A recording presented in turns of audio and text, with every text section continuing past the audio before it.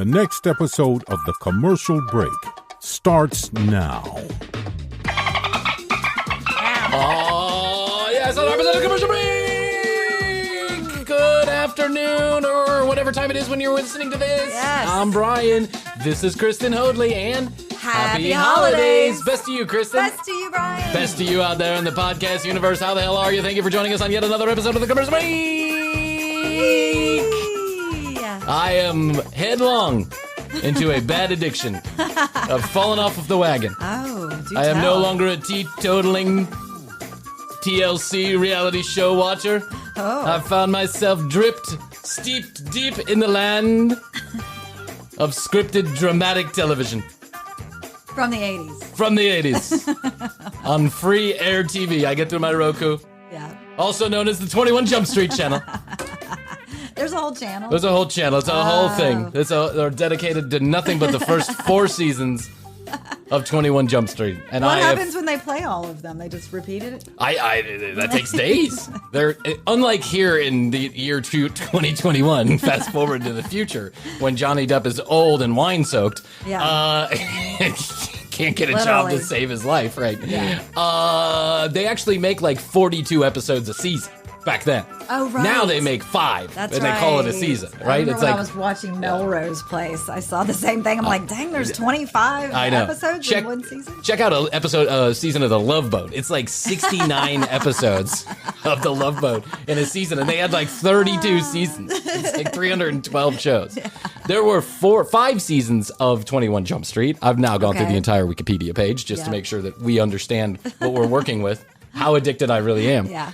There are 5 seasons and 127 episodes in those 5 seasons. Okay. So there's a lot. I mean, there's like 25 episodes per season. That's a lot. Right. You watch an episode, you watch a season of Better Call Saul, it's like 2.5 episodes. Yeah, I mean, that's it. exactly. And then you're done. You got to wait another 3 years to watch Better Call Saul. Mm-hmm. But 21 Jump Street just goes on and on forever. So it just plays 24 hours a day. So I'm catching it like kind of randomly on the television. I'll catch 1 episode of season 1 and 2 episodes of season 2. Okay, I just mixing it up. Yeah, I'm just mixing it up. I've been mixing up why not? horrible storylines. I was watching one where I'm sure you don't need to know the backstory anyways. You don't need to know. It's just a brand new episode every time. Yeah. This is so here.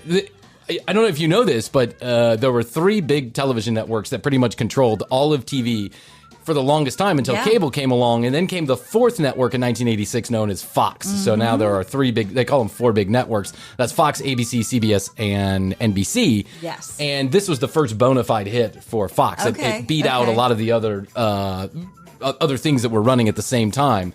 Played on Sunday nights, prime time, 8 to 9 p.m. when it first came out for the first 3 seasons. And Johnny Depp absolutely fucking hated the show. He hated being an idol. He hated being on, teen magazine. Too cool for fucking school. This guy, Literally. But I guess the money kept him coming back because that show is atrocious. I mean, the storylines are fucking ridiculous. There's not a black person to be found in the entirety of the show, except for the captain on season 2, and then Holly Robinson. Okay. And every other black person is just a caricature of, bad stereotypes all around. Yes. But let me give you an example of a couple of the plots that go on 21 Jump Street. Recently, I watched an episode where Johnny Depp is sent in to take down a teacher who is teaching creationism instead of evolution. Because that's a thing that the police do. Right, They're like, you're under arrest for teaching the Bible. I guess the 80s was a different time. Yeah. There's another one where a guy is recruiting models from the local high school, but they actually turn into porn stars. Now, I can see how that would be problematic. You just really want to take care of that. Yeah. There is the Holly Robinson is set in to fall in love with the world's biggest weed dealer. He's dealing 40 tons of weed a week, and we got to stop him, but Holly falls in love. What to do? And is she part of the crew, the undercover crew? Oh, yeah, she's part of the undercover crew. Then there's Joey DeLuza, who plays... In seasons 1, 2, and 3, he plays Robert somebody. Okay. But then in seasons 4 and 5, his name changes and he plays a different character altogether. What the fuck? And the bad guys they recycle him. Like there's a character actor who plays a bad guy in season 1. He comes back and plays a different bad guy in season number 2. It's brilliant. It's just so bad. It's funny. Yes. I love it. I'm deep into it. I can't stop watching it. What do I do? Somebody help me. I should get back to Big Ed on 90 Day Fiance. That's what I should do. Which I watched the other day, by the way. Really? So 90 Day Fiance now has a show called 90 Day The Single Life. Oh. All these people whose relationships didn't work out, they put them on a show called 90 Day Fiance The Single Life. So it's basically like if you got rejected or you just had shit luck on the first version of your season, then they follow you around as you're a loser single trying to make it out there in the world. And Big Ed, remember I talked about Big Ed? Yes, Remember Big Ed with the big neck? Yeah, poor little guy. I mean, just poor little guy. I used to think he's funny, and now I just think he's really just a sad character who I feel for. Like I want to give Ed a hug. He falls in love with yet another 28-year-old waitress around his town, right? And he asks her out on a date. She says yes, obviously because the TV cameras are with her. She seems like a nice girl, but why else are you going out with Ed when you're 28 years old? The guy is 57 years old. Yeah. You have no interest in a 3'2" guy with, I mean, his neck is as wide as he is tall. I mean, if you sit him down sideways, his neck goes higher than he does. I mean, that's just the reality. The poor guy. Because he's working out? No, it's because he has some kind of like a birth defect, right? And it just happened that way. It's like his neck, his shoulders, and his chin merged together, and he's like this. It's just bad. You know, he walks like this. We've seen people like this, right? And listen, I'm not making fun. I can only imagine how difficult life must have been. But he seems to have weathered it pretty well. He's got a great sense of humor. He's not afraid to talk about his big neck, right? Big Ed and small Ed and the big neck, or whatever he calls himself.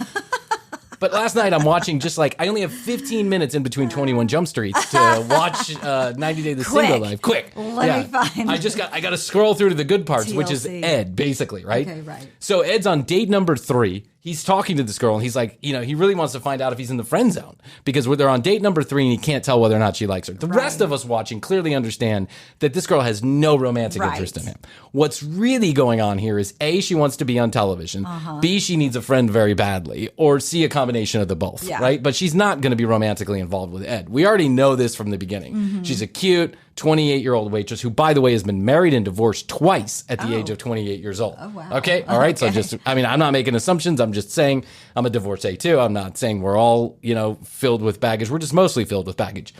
So, so date number 3, Ed decides he's going to bring this girl back to his house to meet his mother. Okay. Which is a horrible idea on date number 3. Yeah. Under no circumstances should you bring your date back to meet your mother on date number 3. No. There's no reason to do this. None. Zero. Yeah. But he does. And he sets them, he's cooking in the kitchen, mom's out on the patio with a drink, and he says, listen, I'd love to sit here, and the girl, I don't know what her name is, let's call her Andrea. Andrea comes in and says, oh, hey, the welcomes. I'd love to talk to you, he says, but I want to make sure I'm cooking a really good special meal for you, and I can't do both. You're too distracting. You're too beautiful. Right? Okay. He's laying it on thick. And he's like, I want you to go and talk to mom. So he's setting them up for a little conversation. Okay. Because he wants mom's approval, and he wants to make sure she Yeah. So they go out there. A little awkward. Way awkward. Yeah. The whole situation is just totally fucked up, right? Mm-hmm. So the girl and the mom are talking, and the mom starts digging in, and it's clear she's not ready for any relationship. She just got divorced. She has a kid. Like, I don't want anything. I'm just whatever it is. Having fun. If it's friends, it's friends. If it's more, it's more. But right now, I'm not looking for anything special. At the end of the night, when Ed and this girl are alone, they have the same conversation where she says the same thing to him. I'm not ready for anything. Let's just take it slow. Let's be friends. I love the way that we're communicating right now. I like that you check in on me and all that stuff. But I am not ready for anything romantic. That's what she says to him. He's walking her to the car. She goes to give him a hug, and he grabs her head to kiss her. Oh.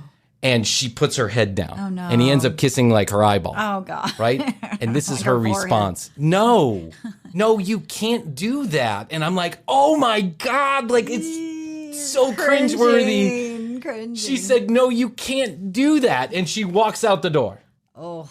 Ed is then sitting there left with a bottle of vodka, crying to himself that when I'm giving up hope that I'm supposed to be with anybody. And when there's nobody to have, there's nothing left in life. Oh. He's crying. So now I'm crying. So now everybody's crying, right? We're all crying for Ed.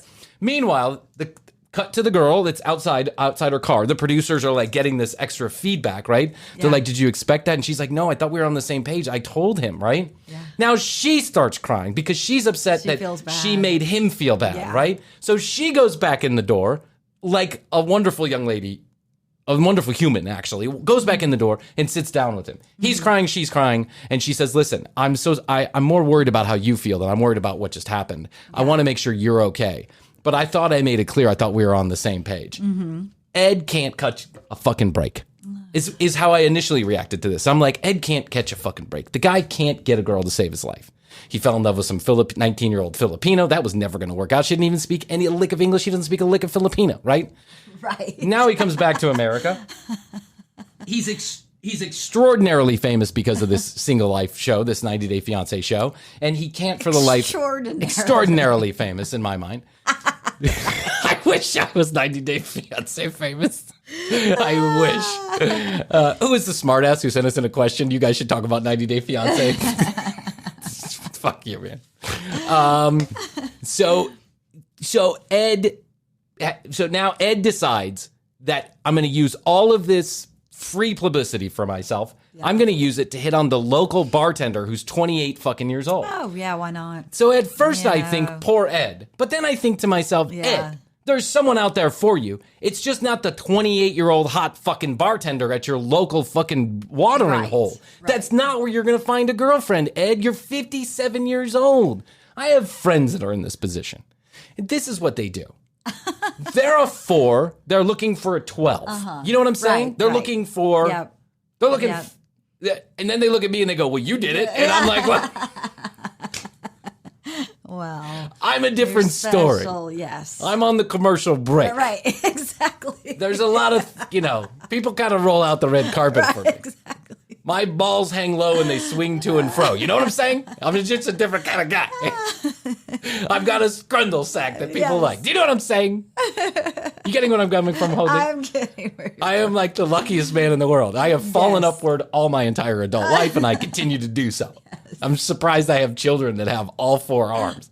With all the drugs I did, I'm surprised they didn't come out with scales and a tail. Like, hey, Dad, it's from all the MDMA. The ayahuasca. It was great for your sperm count. Okay? You're doing a great job. So, thank you. So I tell these people, I say, hey, listen, you can't be a 4 looking for a 12. No. You can't be 49 years old looking for a 19-year-old swimsuit model. Right. You can't be 52 years old spending most of your adult life watching college football and drinking Jägermeister and then expect that some 22-year-old co-ed who's about to be in med school is going to love you for who you are. No, doesn't work like that. Yeah. That's not how life works. Sometimes we get a little lucky and we find a Venezuelan friend who's beautiful and attractive and happens to be blind as a bat. I guess I'm not really sure. But most of the time, we need to swim in our own pool. That's just the way it is. Ed says to this girl at one point in the night, he goes, you know what? Age is just a number. And you know what her immediate response is? I don't think that's correct. I actually don't believe in that. Yeah. He should have taken all the signs. And she's right about that. Age is just a number sometimes, but not all the time, right? And so I say to my dear friend Ed, if you're listening, and I know you are, Ed, swim in your own pool, bud. That's what you got to do. Yeah. There are plenty of girls out there who probably find you very attractive and are ready to rock, right? They're ready to take that neck for a ride. I mean, I'm serious. But you got to swim in your own pool. Yeah. You got to start thinking a little bit more logically about this. The 28-year-old waitress who's smoking, smoke show is not going to date Ed no matter what television show you're on. Yeah. And you also have to take into account there's the television show factor, right? You got to kind of figure out a way to suss that out a little bit. I don't think I'd be able to date somebody that was on a TV show. I don't think I'd be able to date somebody who was on 90 Day Fiance. Well, definitely not 90 because Day Fiance. they only showcase train wrecks. Right. That's it. www.tcbpodcast.com is where you go. You find out more about Krissy and I. You can read all the show notes, watch all the video, listen to all the audio, and you can connect with us on YouTube and Instagram. And we hope that you do. At The Commercial Break on Instagram is where you find content you can find nowhere else. And youtube.com/The Commercial Break is where you can watch all of our videos. And we would appreciate it if you would subscribe to the channel, comment, and like on the videos. And Okay. Oh, I wanted to tell people about this. I'm really excited about this. You ready? Yes. So Krissy and I are going to be at Memfo coming up in about a month or a little less than a month. That's October 1st through the 3rd of 2021, in case you're listening to this far off in the future. We're going to be at Memfo Fest. We've been asked to be the exclusive podcast provider for Memfo Fest. Am I framing that correctly? Yeah, It's more like we begged to go to Sure, Memfo right, Fest. exactly. And they gave us some free tickets and said, good luck, guys. Yeah. Yeah. What do you need? A plug? We're going to put you, Okay. We're going to put you behind the porty potties. Catch us behind the porta potties. If you're in one of the shitters hovering over the toilet seat, Come say hello. trying to piss at the end of the night, and you hear, best you! That's because we're piping the commercial break directly into the porty potties. The Santa Johns are full of the commercial break. Yes. This shitter brought to you by the commercial break. This porta john cleaned by the commercial break.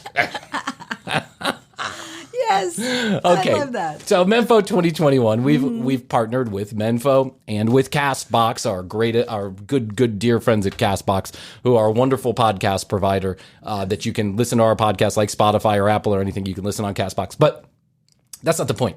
We decided that a lot of people commenting and sending us emails and stuff like that have asked for swag, and we said we would give it to them, right? So what we have decided to do is we've decided to put together a series of bumper stickers, like not bumper stickers necessarily, but stickers, bigger, like, 3-inch by 4-inch type stickers. Those stickers, we are going to do a new one every month or two in limited runs. So we'll put a couple hundred together of each one of them. The first stickers are going to be Memfo related. The first two stickers will be Memfo related, and there's only 1 of 2 ways that you can get one. You can meet us at Memfo on October 1st through the 3rd. Go to memfofest.com for your tickets. Let us know you're going to be there, and we'll tell you where to find us. Just go to the bathroom at Memfo. Yeah, just go to the shitter. Just look for Bryan and Krissy standing outside going, was it clean? We're going to be doing man on the shitter interviews. We're going to be in that little hole on the top where the poop stink comes out. We're going to be like, hello, I'm from the commercial break. I'd like to talk to you for a few minutes about your experience here at Memfo. They've asked us to do shitter surveys at the Yeah, exactly. That probably sounds about right. So there's only 2 ways to get one of these stickers, of one of the first 2 Memfo stickers. And that is that you can meet us at Memfo. Or number 2, you can leave a review on Apple or Castbox or whichever podcast provider that you choose. You can leave a review and send us a snapshot to 661 best2yo. That's best, the number 2, YO. It's really best to you, but we realize that it's too many letters. And if you guys can't figure that out, we decided to shorten it to best 2 yo. So best the word, the number Best 2, yo. Yo. Best to yo. Text us an image of that review or that comment or that, whatever it is, that rating that you gave us, or you can email us through the website. And make sure you send your address to us also, and we will send you one of those limited edition stickers. Additionally, our sponsors, the people who give us money to basically run their commercials here, if you buy one of their services or products and you send us a receipt or a picture of you with that service or product, using that service or product, we will also send you a sticker. These are collectible. We're going to do them short-term runs. Break out the sticker books. Break out the stickers. These are going to be worth more than my Dick Tracy collection. That's right. Mark my words. Bitcoin has nothing on the commercial break sticker game. But that's how it works. You leave a rating, a review, or a comment. You can do that on our YouTube page also. You send a snapshot, best2yo, or you can email us info@tcbpodcast.com.